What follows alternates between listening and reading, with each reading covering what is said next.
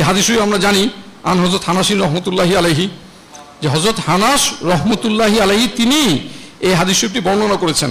কে বর্ণনা করেছেন?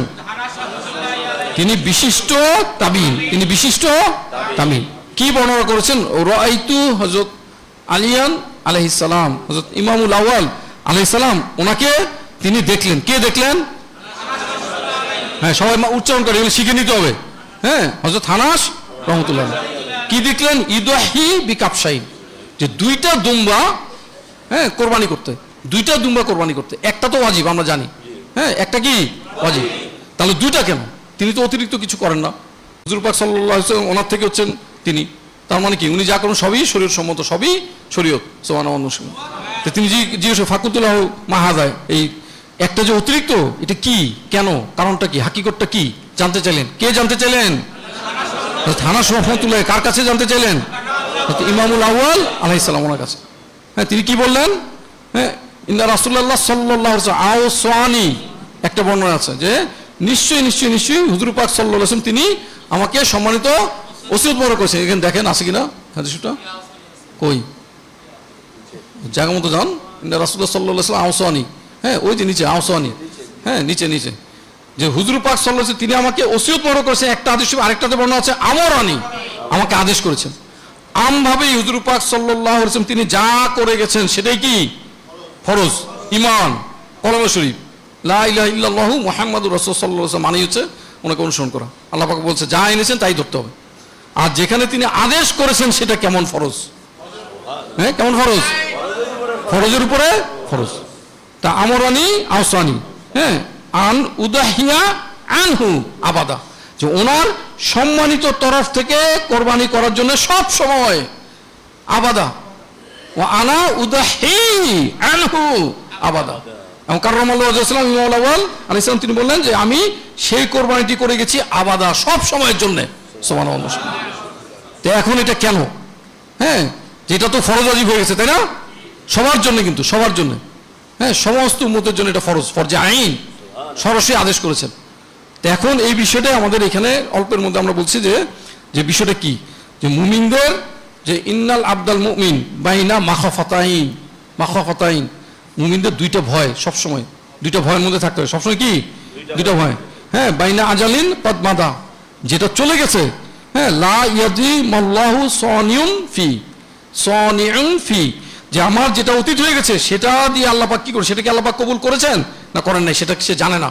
তার মধ্যে এটা ভয় যে এটা কবুল হয়েছে কি হয়নি।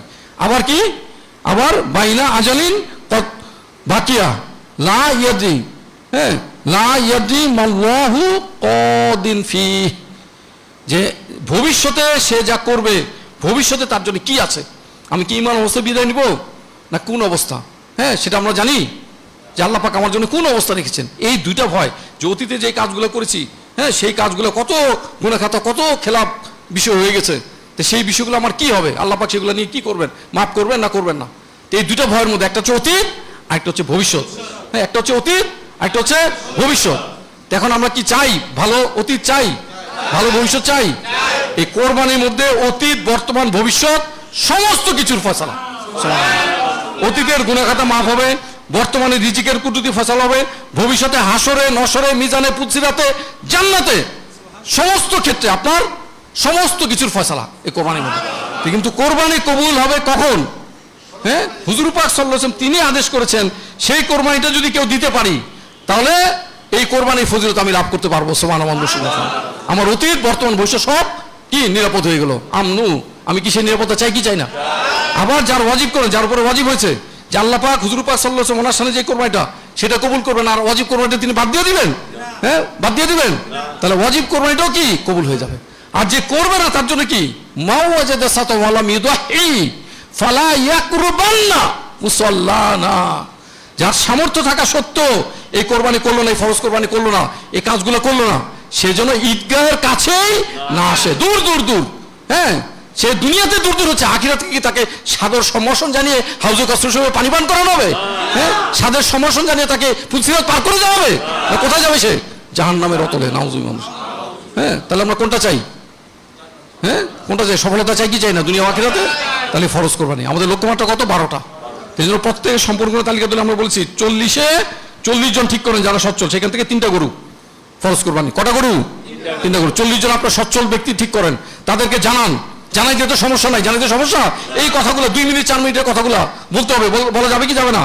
হ্যাঁ, বাল্লিগু আন্নি ওয়ালাউ আয়া। হুজুর পাক সাল্লাল্লাহু আলাইহি ওয়াসাল্লাম তিনি বলছেন যে আমার তরফ থেকে বাল্লিগু, পৌঁছাও আমার তরফ থেকে, আন্নি। তাহলে ফরজ কোরবানি কার সাথে সংশ্লিষ্ট? এটা পৌঁছাতে হবে কি হবে না? আপনি পৌঁছান, 40 জন ঠিক করেন সচ্ছল, তাদের কাছে পৌঁছান, এবং 3টা গরু সেখান থেকে কমপক্ষে। এরপরে যারা রয়ে গেল এরকম যে বাকিদের 63 জন ঠিক করেন যারা কমপক্ষে একটা ভাগা দিতে পারবে 16,000 টাকা। হ্যাঁ, তাহলে সেখান থেকে 7টা গরু, 3 সাথে কটা হলো? 10টি। রইল বাকি 2। অন্য সব সম্পূর্ণ তালিকা যারা আছে, হ্যাঁ, তারা নাইলে কিয়ামতের ময়দানে আপনার পথ আটকাবে। আপনার ভবিষ্যৎ আপনি ঠিক করতে চান, তাহলে এই ফরজ কোরবানির কথা জানান। বাল্লিগু আন্নি ওয়ালাউ আয়া, একটা আয়াত শুই বলো। তাহলে এই যে আমাদের হয়তো সামনের কোরবানি নাও পেতে পারি, কিন্তু এই নিয়ত করে এই কোরবানি নাও পেতে পারি, আমার হাত নাও থাকতে পারে, কিন্তু নিয়ত করে যদি আমি এই কোশিশটা করি, আদায় করার চেষ্টা করি, আমাকে সব দেওয়া হবে সুবহানাল্লাহ। আমি চাই কি চাই না? চাই। তাহলে সেই কাজগুলো করতে হবে। হ্যাঁ, এতটুকু ইমাম নজরুল মুর্শিদ তিনি খাসভাবে আমাদেরকে কবুল করুন।